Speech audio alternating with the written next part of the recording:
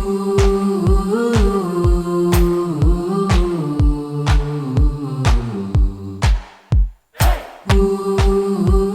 there, this is Jess from Make and Do Crew, and I've partnered with Lion Brand to show you how to make the alpine crochet poncho pattern, which you can find for free on my blog, makeanddocrew.com. This pattern is fantastic for beginners because it's made of 5 simple rectangles. So if you can crochet a scarf, believe it or not, you can make this entire sweater. The yarn we're going to use for this pattern is Lion Brand's Touch of Alpaca, which is a category 4 worsted weight yarn. And this yarn comes in 2 different sizes. This is the bonus bundle size, which has double the yards of this smaller size. So the written pattern references this size of ball for the number that you need, but you can also use this. You'll just need double the number of balls. The pattern calls for a size J crochet hook, but more importantly than that, it's whatever size you need to achieve the gauge that's listed in the pattern. You'll also need a tapestry needle and some scissors.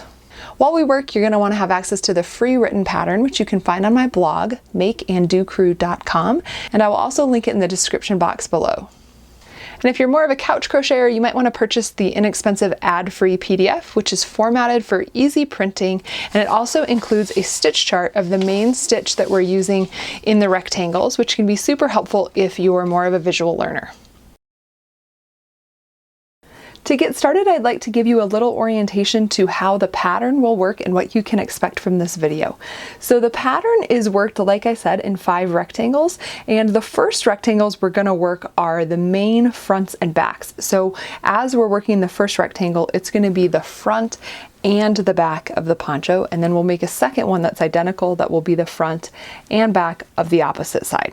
Next, we'll crochet some rectangles that will become the sleeves, and then lastly we'll use the same stitch to make one final rectangle that will become the collar. Then we'll talk about seaming it all together and how to finish it off. This video will show you all the skills that you need to make this poncho, and I'm going to be crocheting a much smaller version of the pattern so that I can show you each skill more efficiently. To get started with our first main poncho piece, we're going to need a really nice long chain. So the number of stitches that you need to start with for that chain is listed in the free written pattern, and that is dependent on the size that you're making. So whatever that number is, it should be divisible by 3, and I am going to start with a smaller chain just so I can show you the process. So once your chain is complete, we're going to skip the first 2 chains and begin working into the 3rd chain from the hook. And these first 2 chains are going to count as our first single crochet. So that's not very important right now, but we'll talk about it again later. So in that 3rd chain from the hook, I'm going to work a half double crochet by yarning over and having 3 loops on my hook, and then yarning over once more and pulling through all 3. And then in the same chain, I'm going to work a double crochet. So that's a yarn over and pull through. I have 3 loops on my hook. I'm going to pull through 2 of them, yarn over and pull through the other 2. So now I've worked a half double crochet and a double crochet in the same chain stitch. Next, we're going to skip the next 2 chains. So that's this one, and we're going to work into the 3rd chain from our previous stitch, and there we're going to work a single crochet, a half double crochet, and a double crochet all in that chain, and that's what comprises the sedge stitch and the clusters we're going to talk more about. So I've got a single crochet, then working back into that same hole, I'm going to work a half double, and then in the same hole again I'm going to place a double crochet. So that is one cluster, or the beginning of one cluster right there. From here, we're going to just continue that same pattern. So we're going to skip 2 more chains, and then in the 3rd chain from our last stitch, we're going to work a single crochet, a half double crochet, and then a double crochet, all in the same chain. Once more, we'll skip 2 chains, then place a single, a half double, and finish that in the same chain with a double crochet. So we're going to continue like that all the way across the chain till we get to the end of the row and we only have 3 chains left, and I'll meet you back here to talk about what to do next. And as we're approaching the end of the chain here, we should have 3 chains left, and we're going to skip 2 of them. And the last thing we're going to do in this first row is work a single crochet into the very last chain. And we've completed row 1, and we're ready to turn our work and work row 2. And row 2 is going to begin with 1 chain, so whether you like to turn your work and chain or chain and turn your work, we're going to begin with that chain, and that counts as our first single crochet. So you probably figured out from the first row that the stitches go in a sequence of single, half double, and then double crochet. So this is just counting as our single crochet, and next we're going to work in the very first stitch a half double and a double crochet. So this is my chain right here, and I'm going to place a half double and a double right in this hole right here. So I've got a yarn over and go through all 3 loops to make my half double crochet, and then I'm going to place my double crochet in the same hole. And that completes what we're going to consider our very first cluster of the row. And then we're going to skip the next 2 stitches. So what we're looking for here is, you can look at the top and see these 2 V's. Those are the stitches we're skipping, 1 V and 2 V's there. That's how we know there's 2. Or you can look sideways and see that we're skipping the double crochet here and then the half double crochet that's next to it. And then we're going to work into the single crochet that began this cluster when we were working the other direction. So we're going to work a single, a half double, and a double crochet all into the same space here, which is a single crochet. And that's going to look like placing a single crochet in that stitch, and then in the same stitch a half double crochet, and once again in the same stitch a double crochet. So we're going to continue like that all the way across the row. So that means that we skip the next 2 stitches, which are the double crochet and the half double crochet of this previous cluster. And then we're going to work into the 3rd stitch from our last worked stitch. So that means we're skipping this one, and we're working into this one here that looks a little bit smaller, and that's our single crochet right here. So in that single crochet, once again, we're going to single crochet, half double, and then place 1 final double crochet in the same stitch. So we're going to continue like that all the way across the row, and then we'll talk about what to do when you have 3 stitches remaining. And as we get to the end of the row here, we are going to once again skip the next 2 stitches. So that's the double crochet and the half double crochet, and then we're going to work a single crochet into the turning chain from the previous row. So all that means is it's the very far left if you're right-handed, or right if you're left-handed. It's the very farthest spot that you could place your single crochet. So there's my turning chain right there, and I'm going to work a single crochet. So that's actually all you need to know to work this edge stitch. It's that easy. So from here, you're going to repeat row 2, which simply means that you're placing a single crochet, half double crochet, and a double crochet in each single crochet as you go along this row, just like we did in row 2. So you're going to repeat that for a while now to make the entire front and back of one side of your poncho. So let's work on that, and then we will meet back here to talk about the very simple shaping that we'll do to make space for your neck in the poncho. And one thing I wanted to point out as you work is that it can be a little tricky to see and count how many rows you've worked, because they sort of squish together, and then it begins to look like these wider visual rows that are comprised of 2 actual pattern rows. So what I'm talking about here is, you can kind of see this looks like 1 chunk here, and that is 2 rows together, and then this looks like 1 chunk, and that's 2 rows together, and then we have our initial row right here. So this is actually 1, 2, 3, 4, 5 rows, but it kind of looks like 2.5 wider rows when you're just looking at it from a distance. So the written pattern includes details on how many total rows to work, but it also mentions how many rows of clusters that will look like. And a row of a cluster is just referencing this wider visual row here. So that's 2 rows of the pattern. So this one is 2.5 rows of clusters, 1, 2.5, or 5 rows in the pattern. So go ahead and keep working this repeat of row 2 until you have the appropriate number of rows and visual clusters.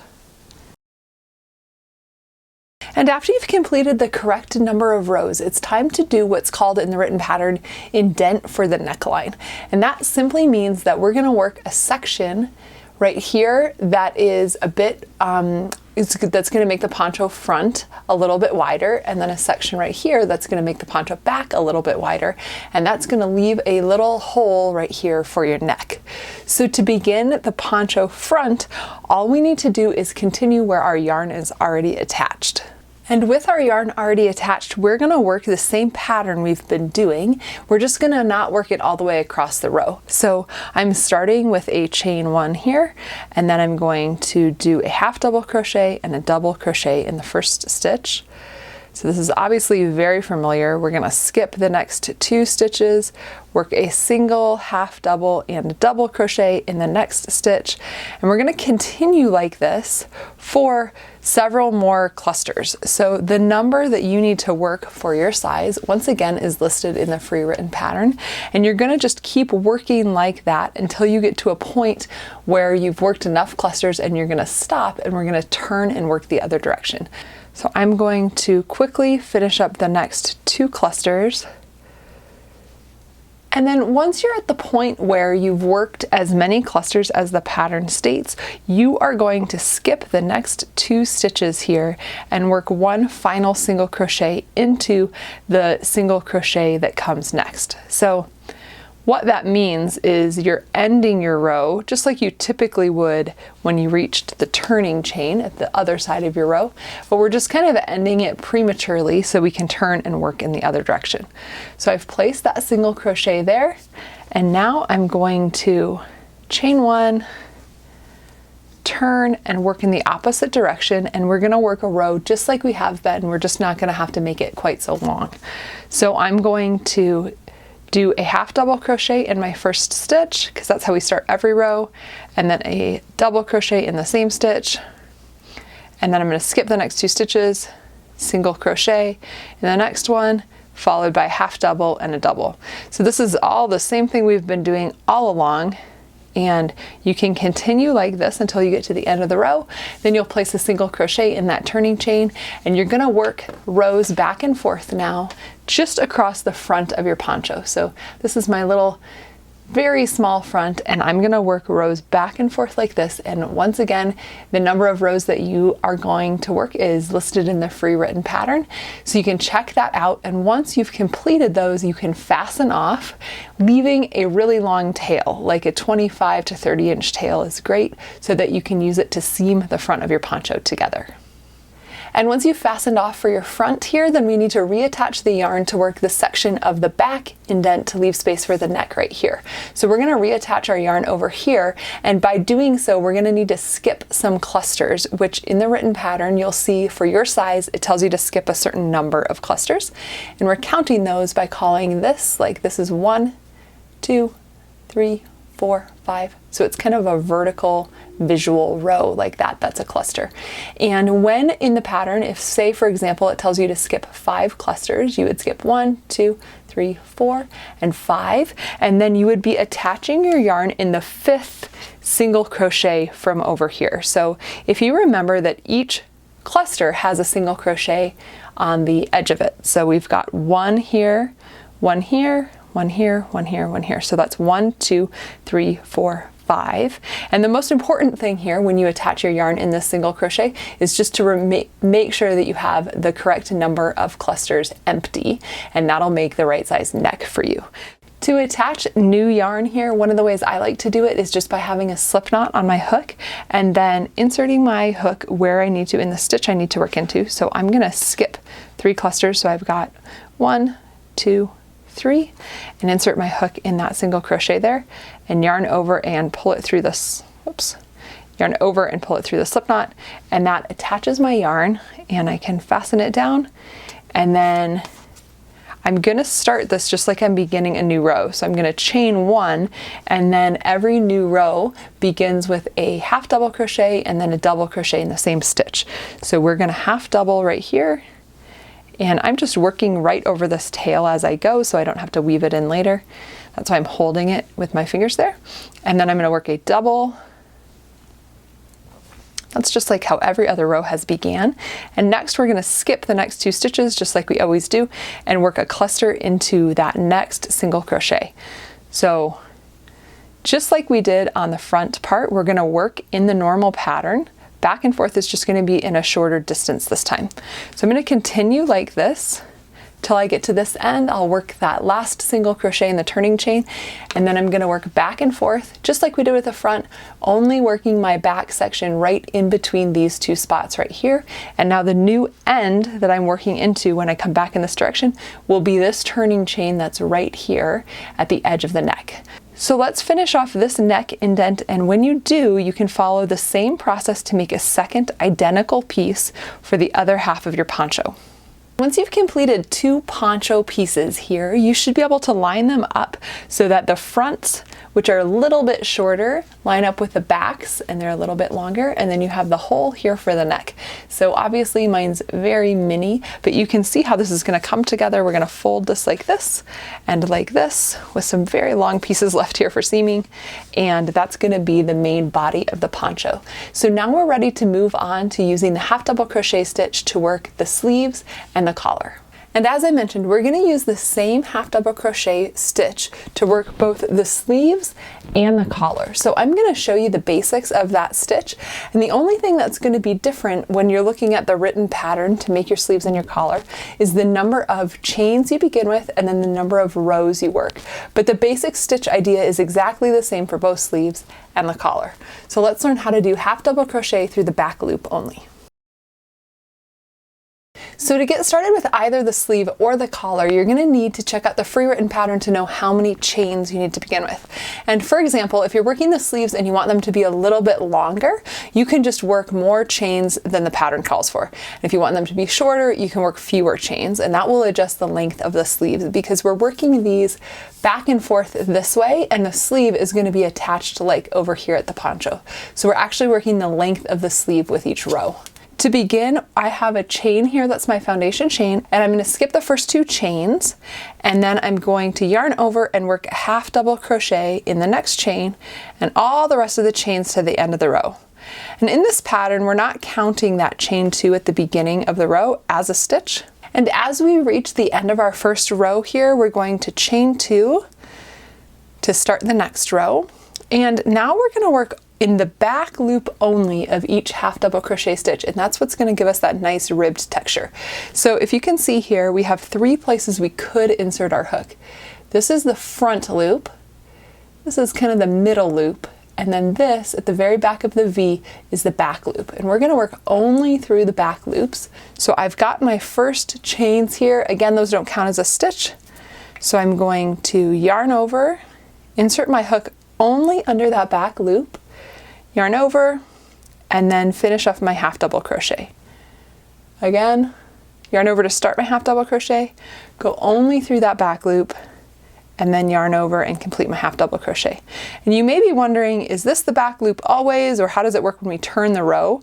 And the way that this works with this stitch is that the back loop is always the one that's furthest away from you. So when you're working the next row, you're still always going to be looking for the one that's farthest away from your body. So we're just going to continue like this for several rows, depending on if you're working the collar or the sleeves and what size you're making. You can check out the free written pattern to know exactly how many rows you need to work. And in the pattern, it gives you a tip that says it will look like this many rows of ribbing. So I'm going to go ahead and show you what that means so you know how to easily count your rows. So once you've worked a bunch of rows, you should have something that looks like this. It's kind of ribbed and has these bumps going down the center of these lines. So each of these visual lines right here, like this one rib, is actually 2 rows of half double crochet through the back loop only. So this is 1 row, 2, 3, 4, 5, and 6. So in the written pattern, there's a little tip there that tells you it should look like this number of ridges. And what that means is this is 1, 2, 3, and sometimes that's just an easier way to keep track when you're using this stitch than to count the rows. So you can check the written pattern to know how many you need to work for your size, but I just want to point out that if, say, you turn it to this side, it would be a little less clear because you'd have 2 bumps there and some extra rows. So that's the same number of rows, it's just a little less visually clear. So if you're confused at all, you can always turn it to the other side and see if that side looks clear. So with that information, you can carry on and finish both sleeves and your collar. And I recommend leaving a pretty long tail on all three of those pieces so you can use them for seaming. And then we will meet back here and talk about how we're going to join everything together. To start joining our main pieces together, we're going to just look at whichever side we like the best of each of them. Because the stitch is reversible, there's not technically a right side or a wrong side, but whichever side you think looks the best, lay that facing down, and then you'll have your wrong side facing up for seaming. So I have mine laid out here, and one important thing to note is that there's going to be one extra cluster in the back of your poncho than in the front. So when you line these up, you want to really make sure that you count and make sure you have the back lined up with the other back and then the two fronts lined up. And because your pieces will be much bigger, I recommend pinning them with safety pins or stitch markers so that you can keep the clusters lined up as you sew. So I've threaded this tail that's left over from one of my pieces with a tapestry needle, and this seaming technique we're going to use here is one that we're going to use a few other times throughout. So if there's something that you prefer to use, go ahead and do that, but otherwise I find that this one hides the seams pretty well. So what we're doing is we're working from underneath on each side, and we're going to zigzag back and forth until we get to the neck. So the way that that looks is that I'm going to work from underneath, picking up both loops of that stitch and pulling out, and then going back in the opposite direction, working from underneath and pulling out back that way. We're just going to go back and forth like that. It's sort of like lacing shoelaces or a corset. And as I do that, speaking of corsets, I'm taking care not to pull this super tightly so that it gets bunched up, but I want it to be firm enough that we're going to have a nice solid seam. And when I get to the neck, I'm going to fasten off, and while I have my needle attached, I'm just going to weave in this end so that I don't have to do it later. So now that I have that seam complete, you can see that each row of clusters is lined up, and that makes the seam fairly invisible. So now I can move on and seam from the back, the bottom of the back, up to the neck. So I'm going to go ahead and turn it this way and repeat that same process, working from down here and ending at the back of the neck. And now that my front and back are seamed, I'm ready to prepare the sleeve to be attached. So our next step is to fold your entire poncho piece like this in half. So I have the back right here, here's the front, and place a stitch marker right at that top crease. So this is going to be your shoulder up here, and I've placed a stitch marker in both of those spots, and that's going to help us know where to attach the sleeve. So once again, I'm going to keep my wrong side facing up for this, and in my sleeve then I've done the same thing. So I've folded it in half to find what's the midpoint of it and placed a stitch marker right in that center spot. And now what we're going to do is line up both of those stitch markers, and that's going to help us know right where to place the sleeve. So in the written pattern, it tells you how many clusters you need to skip on either side of this marker to leave space for the sleeve. And what that does is sort of mark your area that you want to make sure that the sleeve is fitting within there. That might mean that you have to stretch it just a little bit to make it fit. So you're going to look at the written pattern, and for example, if it says to skip 2 clusters on either side, you would skip 1, 2 here, and 1, 2 here, and then place your stitch markers at those spots, and that's where your sleeve would align. Since my sleeve is miniature and it doesn't actually really reflect the reality of the sizing, I'm just going to stick my stitch markers in there to give you an idea of what I'm talking about. And for me, I'm essentially skipping like 1.5 clusters on either side of this main center stitch marker. All right, I've used the stitch markers that were guiding the placement to now pin my sleeve in place. And the sleeve, it doesn't necessarily matter which is the right side or the wrong side. What matters in all of this the most is that the sleeve is lined up so that when you fold your poncho exactly in half like this, the sleeve also folds in half. And we're gonna seam this part a little bit later. First, what we're gonna do is attach this seam right here. So I have a tail Oops, I don't have much of a tail. Might be enough. I have a little bit of a tail right here that I'm going to use to seam this right here, and then I will fasten off and we can move on to the next seam. So once again, I have my tapestry needle here, and we're going to do the same seam we worked for the fronts and the backs, where we just kind of zigzag back and forth.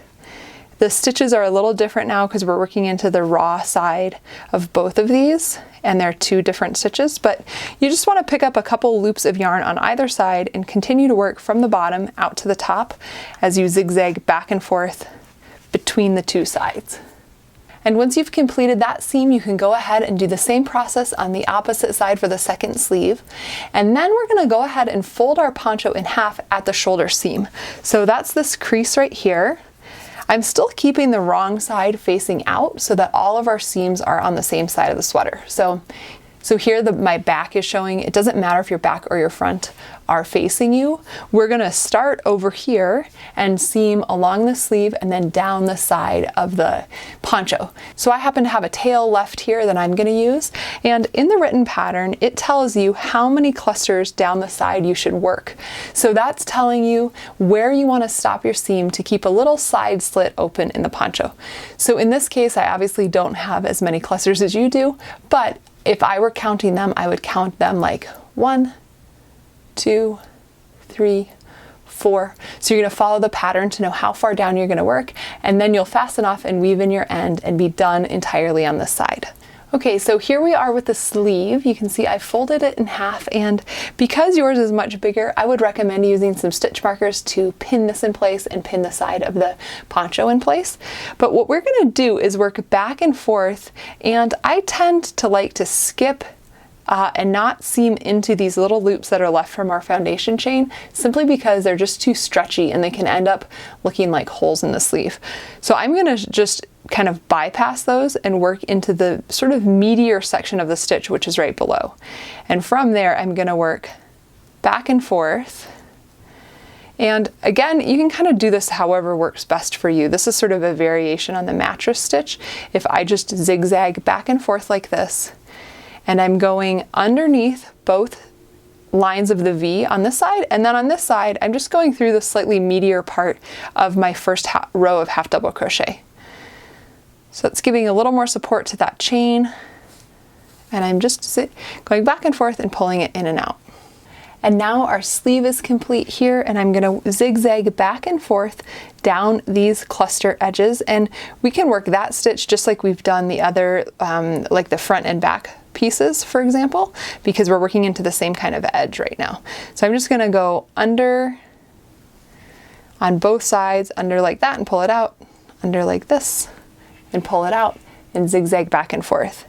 Again, this is a really important place to keep the clusters, the rows of clusters lined up so that there's visually no disruption between the rows. So I think that pinning it is a great idea. And you can also place a pin or a stitch marker to show you where to stop your seam and leave the side slit open. So once you've finished this seam, you can repeat the exact same process on the second side.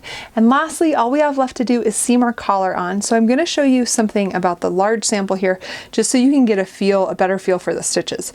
Because this collar piece, it doesn't technically have a right or a wrong side, but in the written pattern, it talks about leaving the right side of the poncho and the right side of this collar facing. So what's important to know here is just that when you pin it down, you want to think about what edge you want showing for sort of the front of your sweater and what edge you want folded down, kind of going towards your back.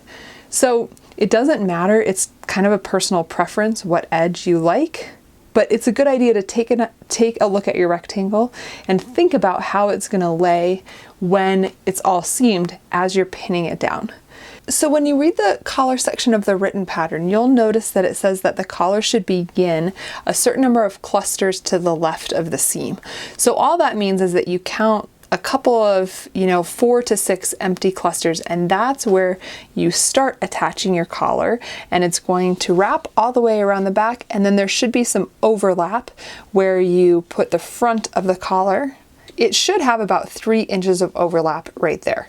So I'm going to go ahead and pin this down and I'll show you what that looks like. Okay, so now I have my collar pinned to the main poncho, and it's important to note here that the poncho has been turned right side out. So this is the side I want to be the final front side of my poncho here, and the collar is overlapping right here. It's not 3 inches because my sample is smaller, but you can see it does have a little bit of overlap here in the back, and then I've pinned it in the same place in the front. So basically we just have this big loop going all the way around the poncho neck and then overlapping here in the front. And I'm going to use the tail that's left over from the end of my collar. If you don't have one of those, just attach a new piece of yarn. And then I'm going to seam in the same way we have been seaming all along, with that zigzag back and forth.